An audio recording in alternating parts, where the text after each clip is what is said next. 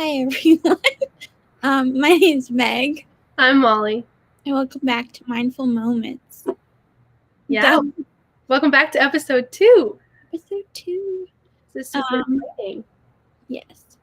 So today we have a few topics we wanted to talk about. I wanted to talk about strength and what that means to us. Feeling like a burden and other people in our lives. That doesn't make sense. It's okay. And then like life balance after treatment. Yeah, we've got some heavy topics today, but like Meg and I always say, we think it's important to talk about everything, like positive, negative, heavy, light, all the things that come along with being a cancer survivor, and just educating other people and supporting other people who have been through similar experiences to what we've been through. So let's get started.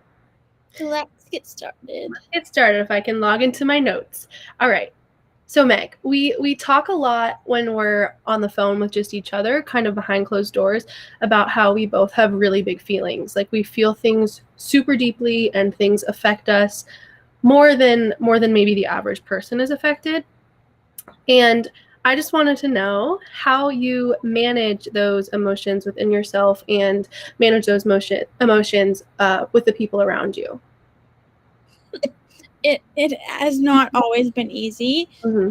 It's very intimidating, is what I always say, to feel as deeply as I do feel. Yeah. And sometimes it gets the best of me. But I try and navigate feelings of like being grateful for people in my life, feeling hurt by people, and try and sometimes I put them into writing because it helps just process everything. Or if I have like a friend that I trust, I'll talk to them and be like, okay, this is what is going on and this is what I'm dealing with and this is why I'm still struggling with it. Also, something about me is like, if something happens in my life, I sort of hold on to it way longer than someone who doesn't have as big of feelings as I do does, because I don't know, I hold on to people and moments longer because sometimes it matters so much to me. And because it matters so deeply, it's hard to let go of sometimes. And I don't know, I try and give myself grace through these moments to a feeling so deeply, because sometimes I'm like, wow, like it's a lot, which you can probably say is, you can probably relate to, is it's just intimidating, I think is the best way to describe it. Yeah, I think too, like, it's so funny when we get on these phone calls or like this like podcast, because we talk so much on the phone about so many different things. And I said this last episode, it's just like, I want to say some of the same things, but it's so hard to put into words, like what a lot of these big feelings feel like. And I think that it's a blessing and a curse to have really big emotions and to like express them in the way that we do, because sometimes, oh gosh, every time I see a picture, I know I was told not to react, but it's a funny picture to look at of yourself. But big feelings come with big reaction. And when you're diagnosed with cancer and then you have to go through the ins and outs of what that really means, there's just no way not to like feel all those things and feel them so expressively. And how do you think that affects the people around you and like your family and your really close loved ones? How do you try and manage that? And how do you think their reaction has been over the past couple of years since your diagnosis? That is a loaded question. It is a loaded question, isn't it? I'm sorry. Okay. I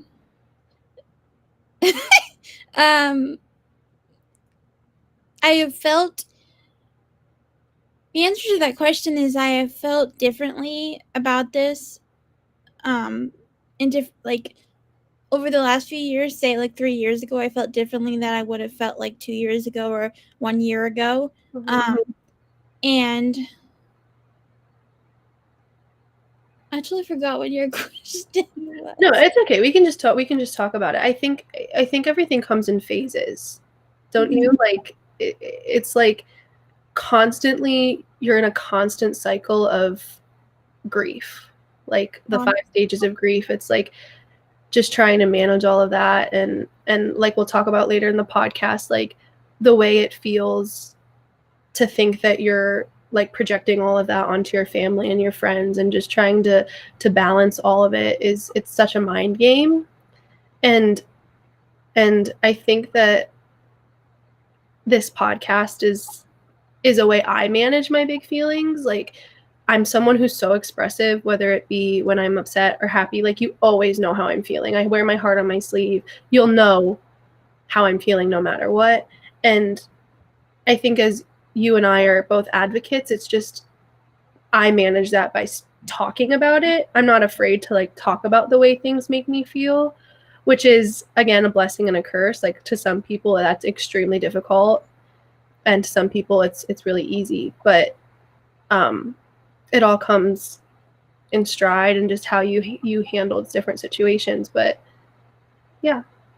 Well, I guess I'll be a little bit brave because there's so much that I could say about that question because I just remembered what you asked. But it feels a little bit scary to talk about it because it is so deep. And I was thinking about what we were going to talk about in the last few days, and just the reality is, because I have been like, when you go through cancer, it makes you different because you're not the same as everyone else because you're going through something so traumatic, and then when you come out of it, you're different because you've had a different lived experience than everyone around you. Right. And people have said things to me, and I have felt things from people. And honestly, if I'm completely 100% honest, sometimes I think that people are better off without me because I just feel like I have so much baggage and so much that I've been through that I don't always know how to 100% handle and carry.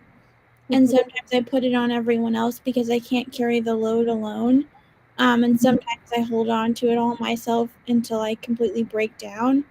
And to go through something like this at such a young age is really hard because it's like you're already so young and you don't think that this terrible thing is going to happen to you. Like, this is what nightmares are made out of, like cancer, and you don't think that you're going to go through something like that at such a young age. You're thinking like, oh, this is what's going to happen as an adult, and once I have like more lived experiences, I'll be ready for the hardship and stuff. Not that anyone is ever ready, but you said last week, like when you were diagnosed, when you were supposed to go into college, it was almost like a smack in the face. That's what it is like when you're so young, because you think you have this whole life ahead of you, and then this thing comes and alters everything, and then you're completely changed and don't know how to handle it. And I don't know if I'll ever be able to handle all of these feelings and all this trauma that I've been through.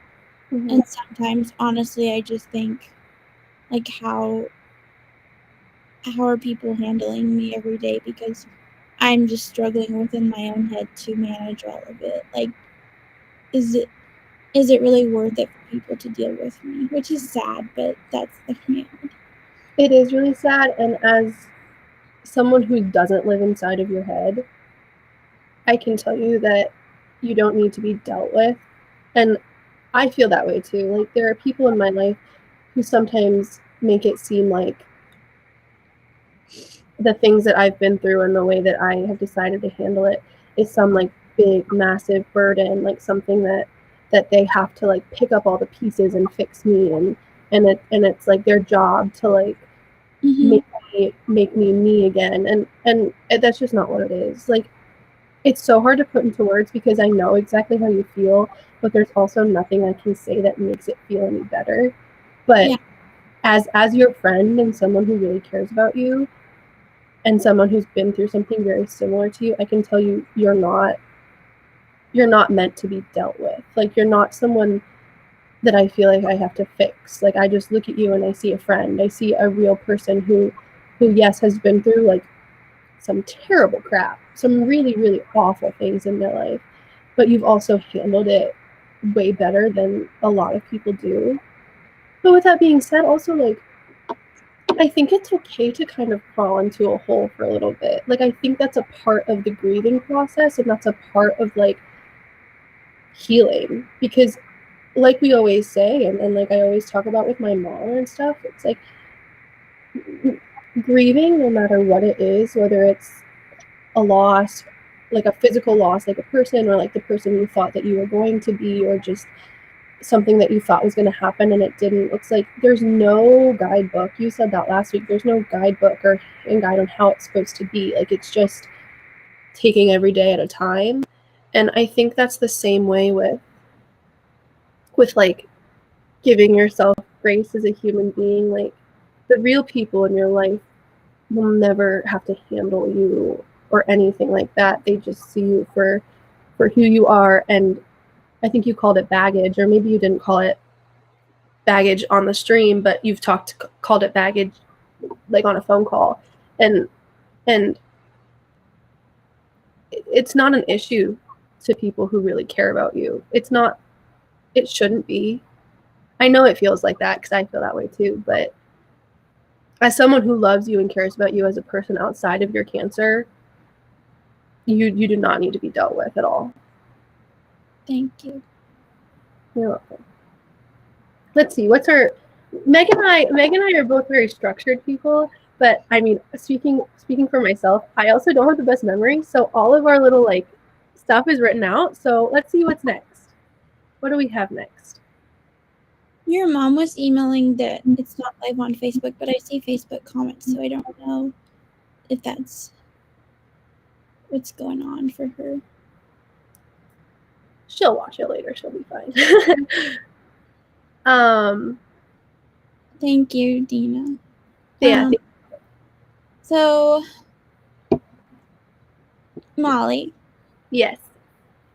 What does strength mean to you, and how does it affect not only you, but also the people you're with? Do you ever feel like it's too heavy? Strength to me means a lot of different things, but I think as an overall like word and feeling, it just means allowing myself to like be where I am at in present day. Like, every day is so different. Every day is so, it's just, you never know what's going to happen. Just like with our cancer and just in life, like, we weren't expecting this. Like, things happen day to day that you don't think will. Some days you wake up and you're a total wreck, and the next day you wake up and you feel like you can conquer the world. So for me, strength is taking every day in stride and being strong enough to allow myself to have bad days. Because we talk about social media, and like, obviously this podcast is on social media, and you only see what people want you to see. Like, a lot of like your favorite influencers and people you follow and like celebrities and artists and all these things, like, you don't know what's really going on in their life. You only know what they choose to share. And I think strength is allowing yourself to feel every emotion, good and bad. It's not just being happy all the time. It's not possible. And it's not, I also don't think that it's a life you'd want to live. Like, being on a high and being happy all the time, I think sounds great on paper, but unless you have those really low lows and unless you experience things that really freaking suck, you're never going to know what those highs feel like. Like, you're never going to actually be able to know why you're happy and what that happiness means to you. And then I do feel like it's too heavy. Just like you said earlier, like, there are days where I just feel like the things that I have been through completely define who I am. And I know deep down that that's not true.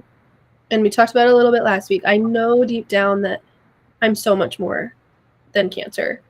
But it's hard when people like have this expectation of you, especially when you advocate, to always be a certain way and to be their definition of strong. Yeah. And it's just a difficult pattern of finding balance. Aw. Thank you. That's very sweet. I think that's incredible advice. There's no point in your life if you don't have purpose, in my opinion. Like, if you don't have to wake up every day and like be like, my purpose in life is to do this. But I think like as human beings, like there are things we all strive to do, and I feel like my purpose is just to be kind to people. Like, I feel like I'm really fortunate to see the good in a lot of situations, and if I can share that with people, like that feels purposeful, that feels impactful, that feels important. Do you think Yeah. you like have a purpose? Like, what do you think that is for you? Yeah. I also think it's something that not everybody finds right away. And Mm-hmm. for me, it took me a while to kind of find how I fit into the world and what that purpose was. And when I got sick, I started doing toy drives. I run a program called Meg's Give Back, and I do twice a year toy drives. And it was something that gave me so much purpose because I was given a sack of toys in the hospital like 2 days after I was diagnosed with cancer on Christmas Day, and it just sparked so much joy in me. And I think I knew in that moment that I had to do something to give back the same joy. And I did. Started the following year doing the toy drives, and that has been like my biggest purpose because it's given joy back into my life, honestly, because Yeah. I've been through something so difficult. And to be able to know with the pandemic, I used to be able to go on the floor and hand out gifts personally. I haven't been able to do that in a long time. Um, but to know that even now, just know that they're going there and going to bring kids joy during the holidays or during the summer, that I feel like is the greatest gift of all. And is the most impactful thing I get to do every year. And also just being able to share my story. I do public speaking, and I know Molly does it as well. Mm-hmm. And being able to get on that stage or even the floor, wherever it is, and be able to share my perspective and my story and things that I've learned Mm-hmm. out of this experience that I think will help other people in their lives and maybe make them realize things that they didn't realize before, things that took me a long time to realize, but also I feel like has been early for me to realize, like we talked about last week, is how meaningful life is to us and just the small moments and stuff like that. And I think my purpose really is to do the toy drives and to show people that life matters, and that everyone walks a hardship and everyone goes through something in their life, and you Yeah. can come out stronger on the other side and help people in return, or you can crawl in a hole and pity yourself, which is okay sometimes too, but I think if you can turn pain into purpose, you're gonna be just fine. Yeah. I definitely think so. I think you worded that really well. Paid into purpose is great.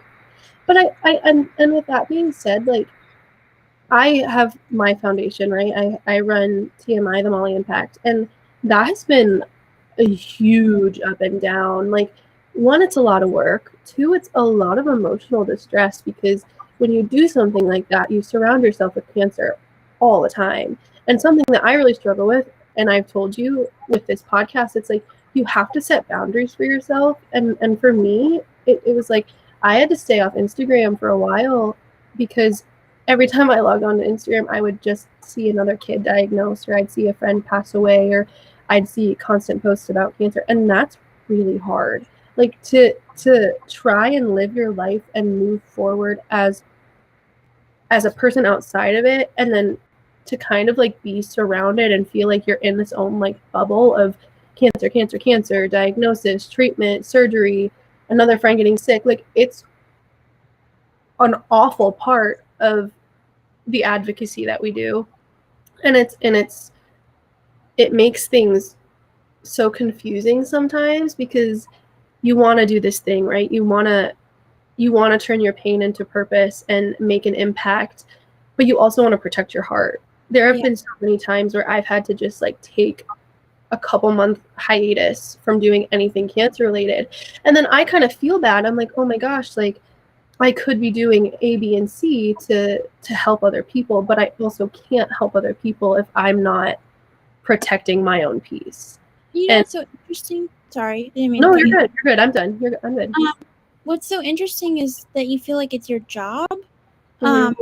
and it shouldn't be, because Mhm. the thing is, when someone like us who have been through it firsthand, it's a lot harder to come back every day and continue to be a voice, especially when you're off treatment and sort of past Right. being in the thick of it. We feel like it's our job because nobody else is doing it. Yeah. And anybody who's watching this or who will watch it later who isn't directly affected by childhood cancer, I truly thank you, because it's through people like you that help really make a difference, and takes a little bit of the load off of us who feel like this is our job and our obligation. And not that we don't enjoy it at times, because it is meaningful and impactful, Mhm. but it is exhausting sometimes. And with all that being said, like sometimes I think about like people, it's a really odd question, and as someone who's been asked this, I don't recommend asking someone else. But people have often been like, oh, if you could go back in time, like would you take back your cancer? And like first instinct, I'm like, hell yeah. I'm like, goodbye, right off, never want to deal with it again.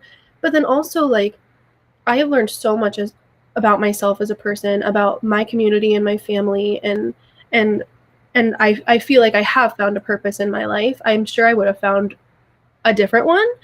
But with all of this being said, I really respect people, like genuinely from the bottom of my heart. I respect people who don't advocate. I respect people who keep it all private, because there are so many days where I wake up and I'm just like, oh my gosh, I wish people didn't have this expectation of me to be an advocate, to be strong, to be an inspiration. And of course at the end of the day, like I love what I'm doing. I love running TMI. I love being an advocate. I love helping other people.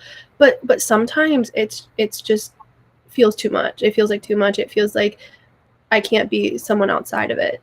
And I think it's such a like what's it called, like a scale, like a balance of just finding that in between that's good for you as a person. If never talking about it ever again, which I don't recommend, but if that's what you need to do, like at this point in time, okay.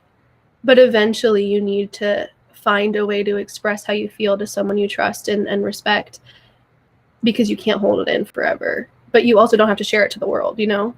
Yeah. I've known people who have held it in and eventually they just broke. Yeah. And it's not healthy. And honestly, I admire people who don't feel like they have to be an advocate or feel like they can keep going with their lives and live this beautiful, meaningful life beyond cancer. Um, but for me, it just hasn't been that way, because I sort of also, when you start, you can't really stop because people look to you to do Yeah. this. But I think we got a question. It says, That's, what advice you read it. what advice can you offer parents on how to help them support teens and young adults emotionally? I know I tend to indulge my son more than I would if he was not suffering from this disease. Would it be better to treat him normally? Let's see.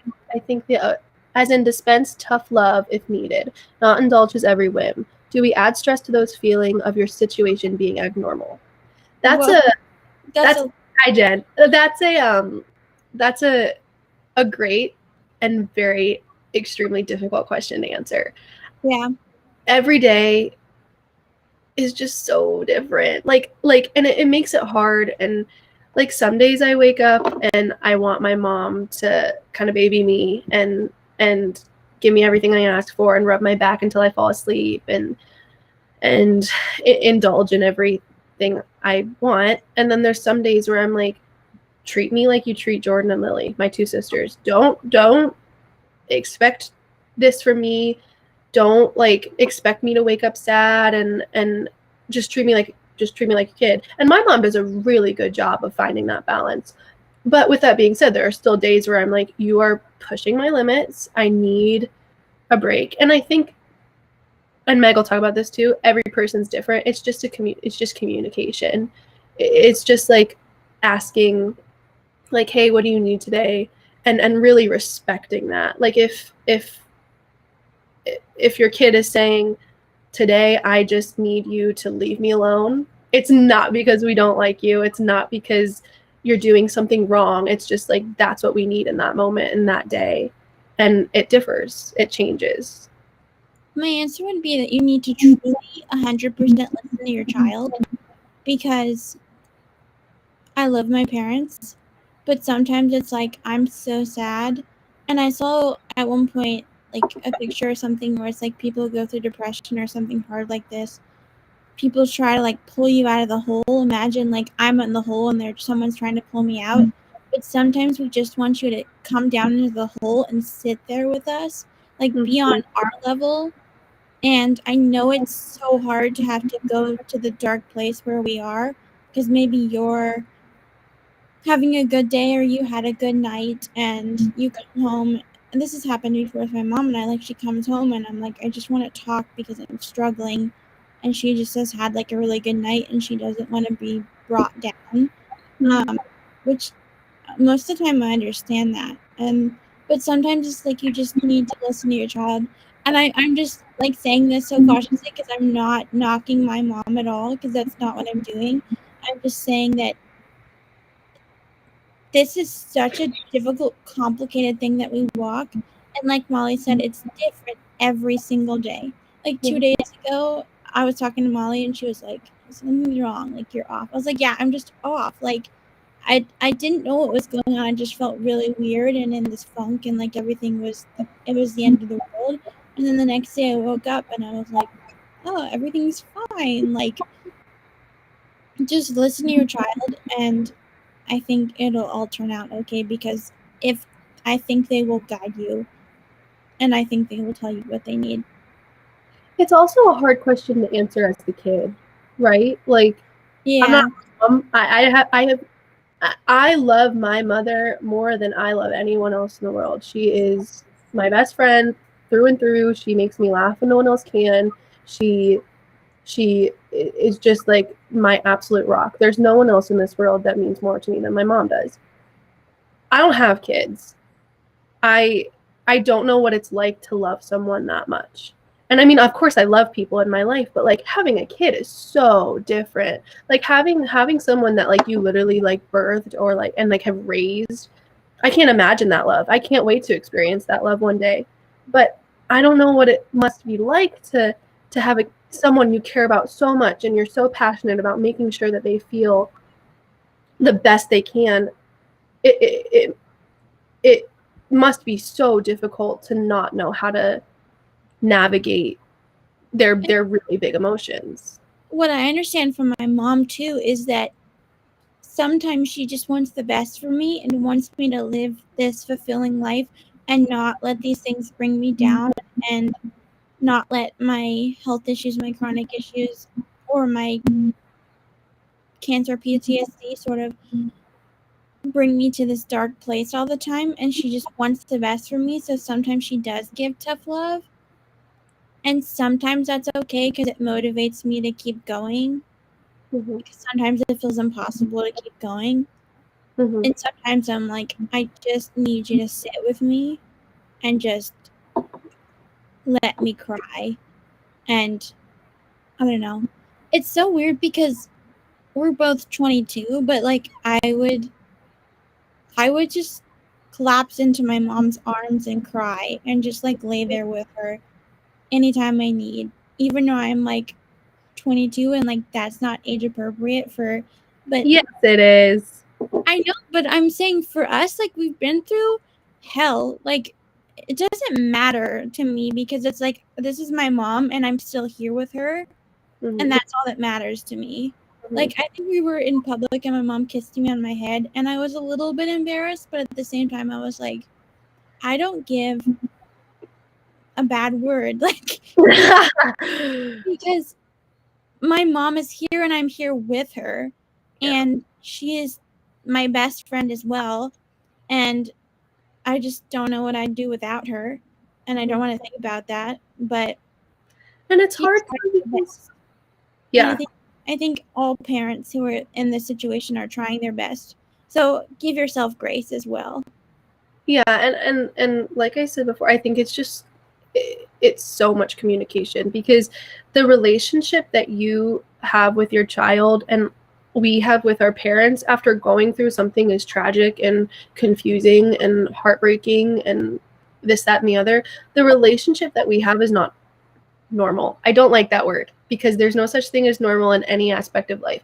But the relationship that we now have is not what most people experience in life. And there's just no easy solution to try and pick up all the pieces and put together almost a new relationship of like how to move forward during and after, because like obviously you have the before, but then the during, it has to be a different relationship, and after also has to be a different relationship. And also it just, I feel like everything that has to do with cancer just comes with time, and everyone's timeline is different. But I would say the best thing and the best advice I can give is communication and time, and realizing that things change. It's not ever going to be constant. And your wants and needs outside of being a cancer patient change, but they're just amplified when you're going through something so intense. And I'll say this too, not thinking that any parents probably think that, but if they do think this, like if your kid is like our age and they still want to like lay with you and like put their head out, like snuggle with you. I know that sounds so weird, but like No, it doesn't. hug you and just be there. Like don't dismiss that, because I always wonder if my mom just feels like lucky that she has a 22-year-old who still wants something to do with her and is not like, I mean, I can talk back to my mom, I can for sure do that, but it's not all the time. Like Yeah. I was never really a teenager who did that. Like I never was rebelled in any way. So just if your kid is 22, 23, 25 as a survivor and they still want their mom or their dad, like I would just say be grateful for it, because they probably understand on a deeper level that they get to be there with you, and that matters the most to them. And also, like, there are just so many different stages of being sick. And like, I was diagnosed when I was 18, right the day I was supposed to move into college. All I wanted was my independence.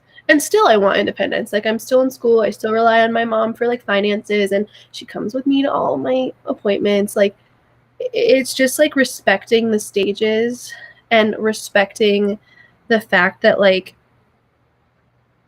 I use the word, I feel like I just keep, I'm like a broken record. Like, it's different, it's different, it's different. Like, it's just an ebb and flow, and like respecting the fact that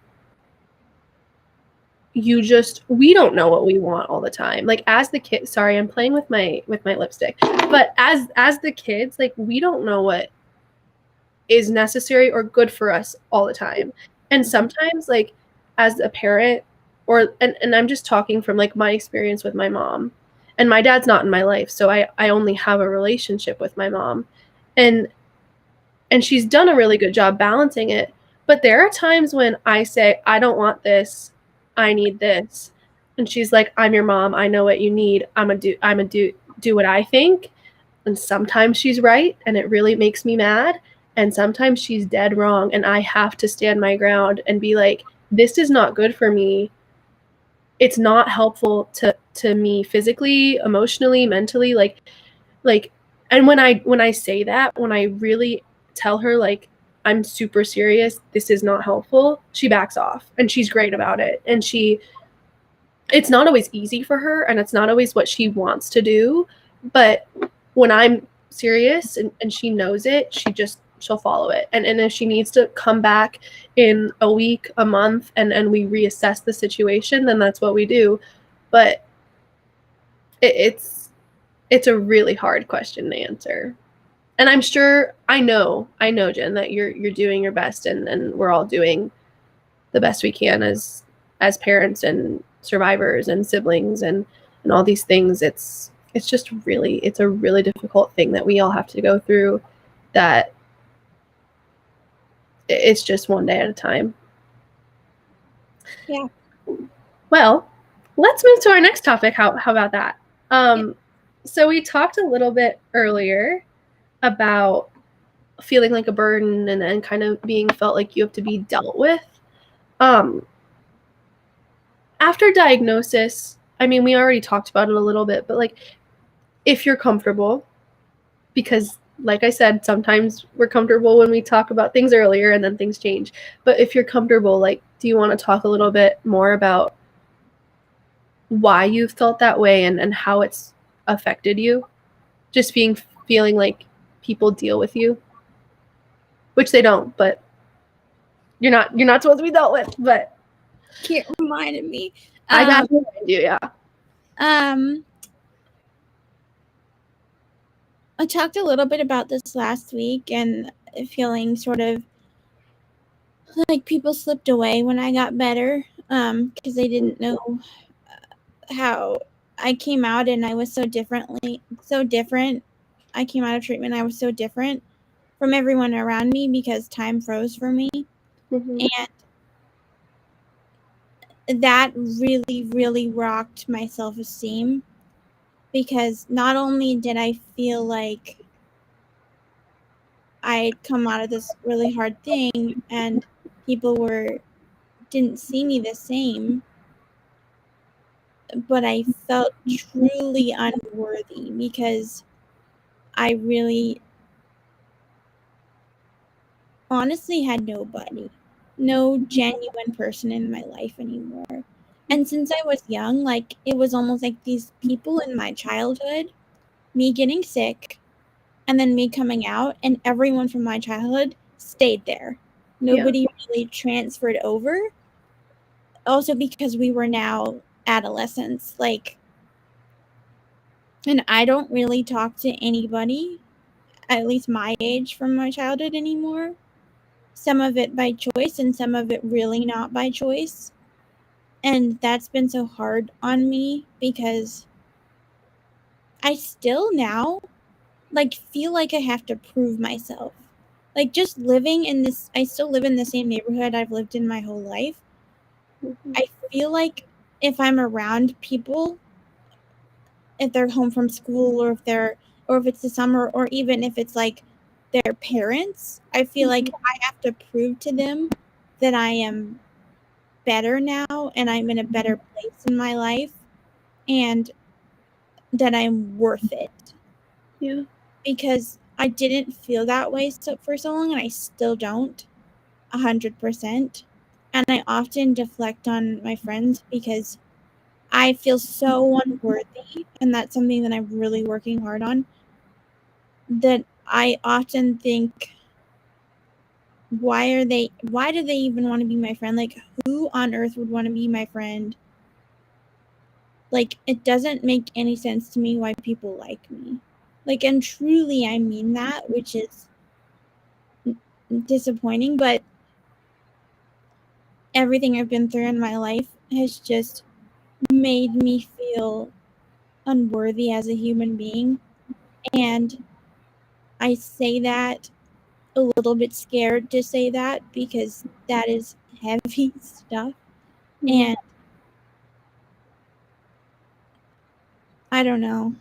Sometimes I think if they're watching this, or sometimes you want those people to watch this or anything like this because you're like, okay, look at me now. Like, I wish you understood back then what I was going through. And I don't know if any of them are, but I don't know. I wish people gave me more grace because I think I deserved that. But then again, at our age, we were all self-absorbed, and there was no way those people would know, sort of. And I had a friend I told this to a few weeks ago, and she was like, I wouldn't even think about that until you told me that. Like, it makes so much sense to me now that you say that. Like, you didn't just you weren't just sick. You didn't just spend a lot of time in the hospital, but your life was changed and put on hold while everyone kept moving, and then you didn't know what to do after. Like we said last week, like what do you do next? Like what happens now? And I do feel like I have good people now, but I still feel like, what are you doing here? Like, why do you like me? Like, why are we friends? Because I honestly don't feel worthy of you. And I don't know if I ever will 100% feel worthy of people, which I know can be toxic in some way because it's like, you're like, I don't know if deflecting on people is the right way to say it, but that's what I do because it's like, I need constant reassurance, and I've gotten better at not needing that as often. But I do feel like people have to deal with me. As much as you say it, like, I feel that way, and I'm going to have to work really, really hard to not feel that way and to feel like I'm worth it and that I matter to people again, because so many things have happened and so many people have made me feel that I don't. I don't know what to say. No, I wish that I could take that feeling away from you, and it makes me so sad because, like I said last week, I look at you and I see so many incredible things. And I'm not just saying that because they're words, I'm saying that because you're an incredible person outside of what you've been through. I'm lucky enough that I get to know you, and it makes me really sad that anyone and anything, which is cancer, would make you feel that way. And I understand where you're coming from. My mom said, Meg, from day one that we met you, you made me feel seen because you are so friendly and caring. And you are. And I think it's hard. I'm the same way. I do need a lot of reassurance. And that's frustrating in itself. But it's hard to remind yourself that you are other things outside of your diagnosis, especially when you have friends who don't show up. It's like, now that I'm sick, it's not convenient for you to be my friend. That's a bunch of crap. That's a bunch of crap. And you don't need people like that in your life. And I don't need people like that in my life. And I've had to say goodbye to a lot of people who have made me feel really crappy, and it sucks. And it sorry, I'm getting a little emotional. And it makes me really upset. And it makes me upset for you. Because it's just the reality. It's like, we're all such self-absorbed people, and it's like a minor inconvenience for, it's like, it's not an, I just don't understand it, because like, me being sick is not an inconvenience for you, it's an inconvenience for me. Like, I don't understand how being sick affects our friendship, and I just want to go back to like reassuring you that you are a good, kind, intentional, interesting person, passionate. Like, you're all these things, and the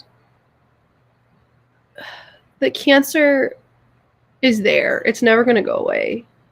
And I don't know if you want it to, or you have an expectation of how it's supposed to make you feel, but like, you can't get rid of it. The sad truth is, like, the cancer is just not going away for any of us.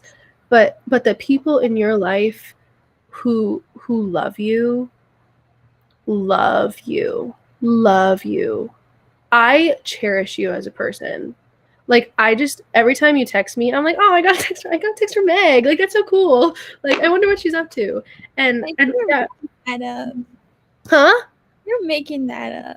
And see, like, I think that we all tell ourselves that. Like, whenever I'm complimented, I'm always like, ew, like, stop it. Like, you don't mean that. You're just saying that because you just want to say that. But like, there are people who really love you. There are people who really love me. There are people who look at you and see anything but cancer. And there are going to be people who look at you and just see cancer, and those people suck. Those people are mean, and they haven't lived good lives. But it's a process of just And I'm still going through it really, really. And let's not see, I'm ADHD. I can't do both at the same time. And let's not forget that this program for others would not be a thing without you. This is your brainchild. And yes, it is. You came up with all of this. Like you are so much more than a little diagnosis. And yes, it's affected your life in a lot of different ways, and a lot of terrible, awful ways. But it's just not everything that you have to offer. I think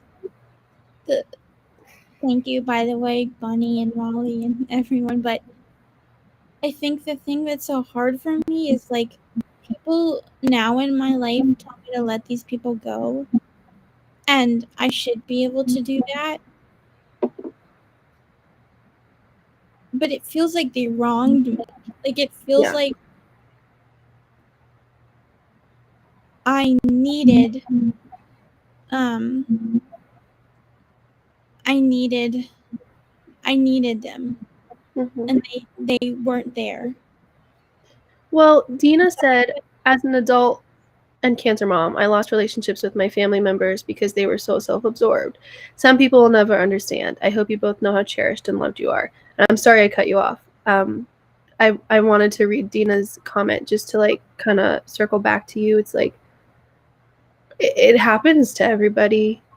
The sad truth is like there are just some people out there who can't handle, and then like I say this not because we need to be dealt with, but there are just some people who can't handle difficult situations. And like when you're thrown a cancer diagnosis, you have no choice but to handle it and figure it out. But people don't recognize that if it's not happening to them, it just doesn't register. The things that are such like common knowledge to me and to you and make so much sense, like just be nice to someone, like just be a good person.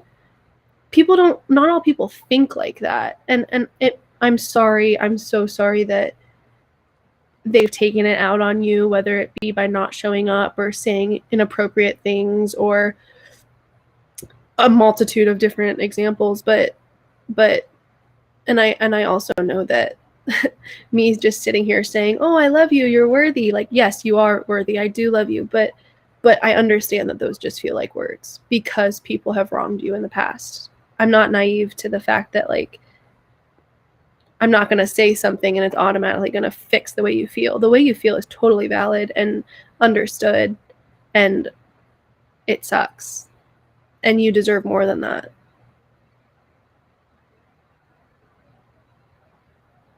Thank you. And I know it's so hard to respond to that. Like, what are you supposed to say? I love you too, and I'm grateful for you. Because I just see two beautiful 22-year-old young women that are incredibly gracious souls whom are sharing their incredible light with others who need you and want you in our lives. And that comment is great because as many people as there are who have treated you like crap and done you wrong and not shown up when you needed them, there are so many people that have. And if you feel like there aren't, there are probably a lot of people who want to but are afraid to. And that's another thing. It's like, I know there are a lot of people in my life who love me. There are a lot of people in my life who respect me as a human and a cancer patient, like as two separate things. But there are also just people who don't know how to handle it in a way of like, they're so nervous they're going to say the wrong thing, so they just say nothing. Don't say nothing. Say something. I promise you need to say something. Even if it's the wrong thing, we'll tell you it's the wrong thing. Yeah. Just show up. Yeah. That's the thing. And don't just show up during the crisis. Show up afterwards. And don't just show up to say that you did. Like if you are gonna show up with intention and not like I had people come to my house when I was diagnosed, take a picture with me, post it on social media, and leave. I'm not stupid. Like I am not dumb. I know what you're doing, right? Like I I recognize that. And then there are also people in my life who don't reach out to me very often and don't check in on me all the time, but I know they care. I know that if I needed them, I could call them. And it's funny because I say all these things and I really struggle reaching out to people. I have a lot of intense emotions and complicated feelings about so many things that have to do with my cancer that I never talk about because no one asks me. Even people who also have cancer, even people who think they know what I've been through or feel like they've been through something similar, it's like I show up for a lot of people who don't show up for me, and that's hard too. Well, That's complicated. I'll tell you this. I asked you to do this because I saw you and I saw the things that you were dealing with. And even if I just saw it through Instagram, because I know we didn't talk that much until like last month, but we've known each other for 2 years and like in real conversations. But I must have seen something because I asked you to do it and I was like, oh, do you want to co-host too? Like Dina and Mike were like, oh, we can have on Molly as a guest. I was like, we're gonna have Molly as a co-host, and this is gonna be great because you so get it. And after last week, I was like, wow, I feel so seen by you. And a lot of people don't make me feel seen in that way because they don't understand it and they don't get it. And everything you've talked about with me and everything you've shared on Instagram, even if it's just like a little bit, because I know it's not the full story, like I've seen it. And there was one thing you wrote about being a young adult and all the things that come with being a survivor, like having a love life, college, like friendship, all these things. And I was like, wow.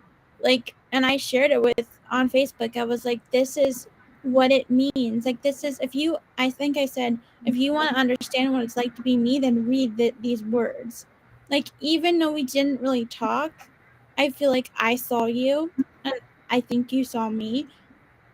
But now we're like doing this podcast together and we're going to be able to talk about these hard things even though they're scary. Like I still feel terrified that I said all of those things, but I know that, I mean, I feel safe to tell you all these things. I don't know all these people.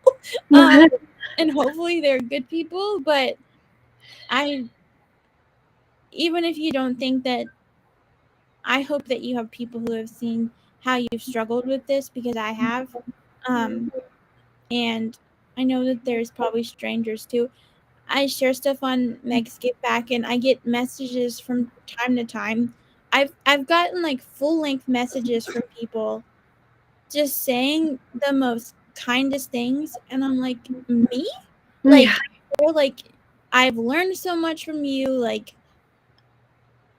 I don't know. There's just like this one lady was like, oh, you have no idea who I am, but like, I really appreciate you sharing your story. And I'm not even doing justice what they said because I don't have it in front of me and I don't want to like be like, oh, look at me.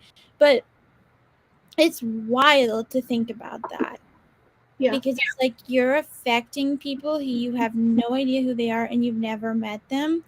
And I'm sure that's how people feel about what you've written and shared, even though it's really hard because it's really scary to feel like you have this like platform that you want to talk about these really hard feelings and you don't always have to be completely honest and put it on the internet, but I think there's people in each of our lives that we can go to and talk about these things. And but I feel like with you, Molly, like you 100% get it. Yeah, and this kind of goes into Adam. We saw your question, I promise.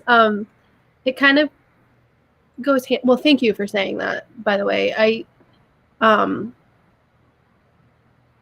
I share a lot because I just it's therapeutic for me, and with that sharing comes a lot of people's opinions. And so Adam asked, do you guys get picked on by others? I still do to this day, 42 years later. And the answer is like, yeah, there are some mean people. I mean, like I used to get it was so crazy because I started sharing my story just because I was like, I'm gonna do something with this. Like I'm gonna turn this into something not so tragic for myself.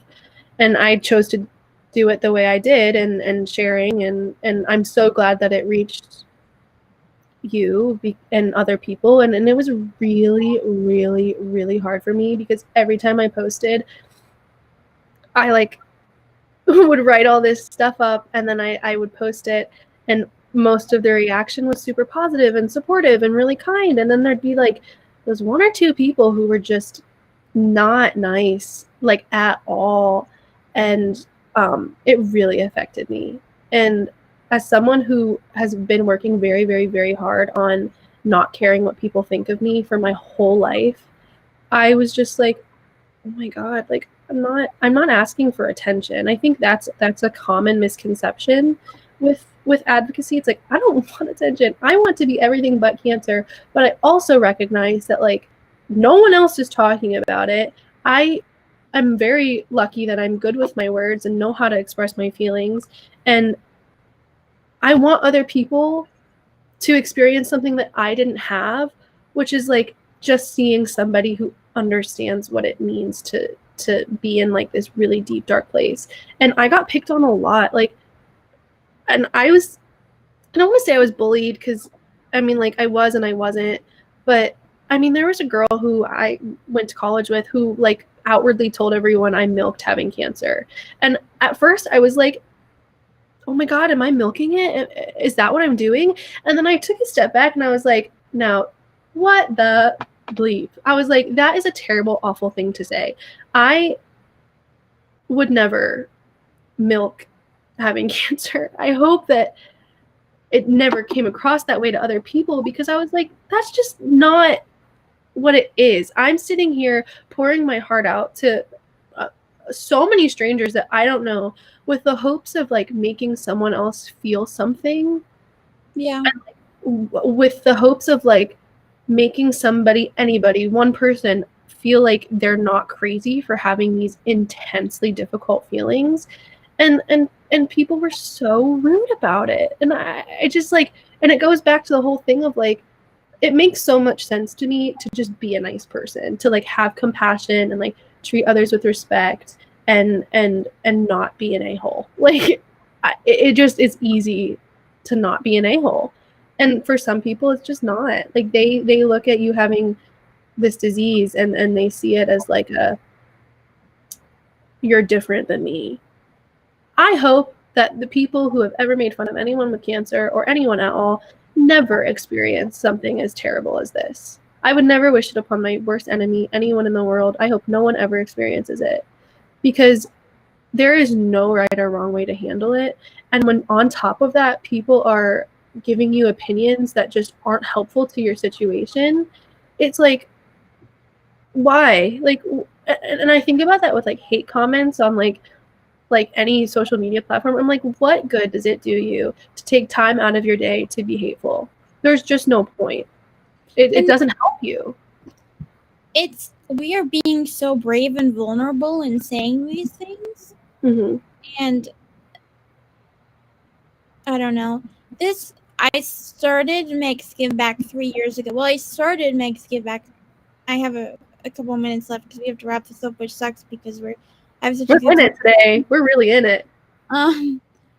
But I started sharing what I was doing on Instagram a few years ago, and I had some people I knew that I did actually a live interview with another foundation, and these people got on the live and were saying all these like disrespectful things and making like that I knew, and they knew, and it was my dumb brain that was like, oh yeah, I'm going live with this person, like, and then they got on and started watching and said all these terrible things that like made me laugh because I was so uncomfortable and Yeah. didn't defend myself, which I wish I had, and the other person I was talking to did.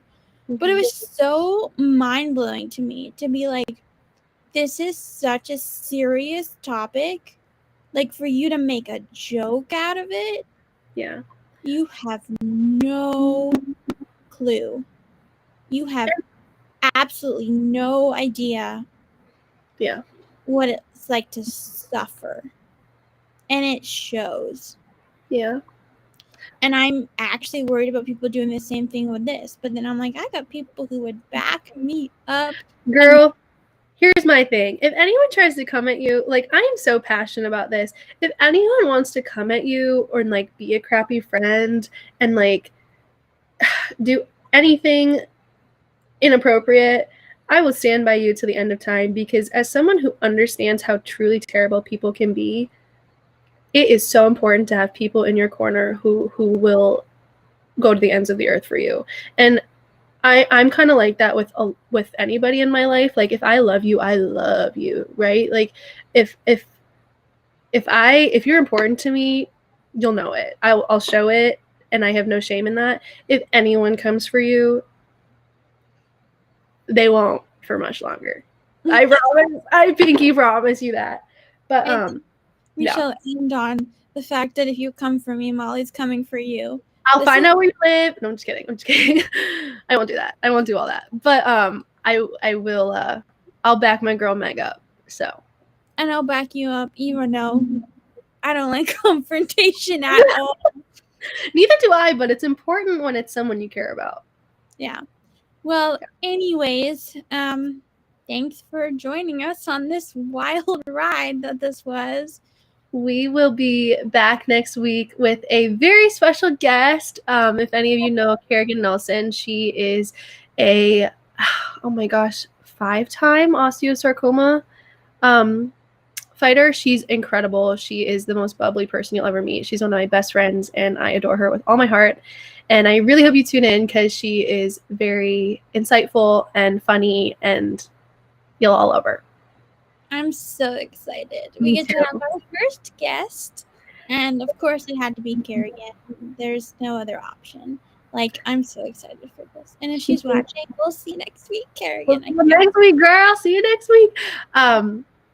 Yeah. Thanks again for watching. I'm Molly. You gotta call me after this, because we gotta. Yeah, girl, we gotta debrief, right? Okay. Oh, I don't. Wait, we're not. Okay. You're back.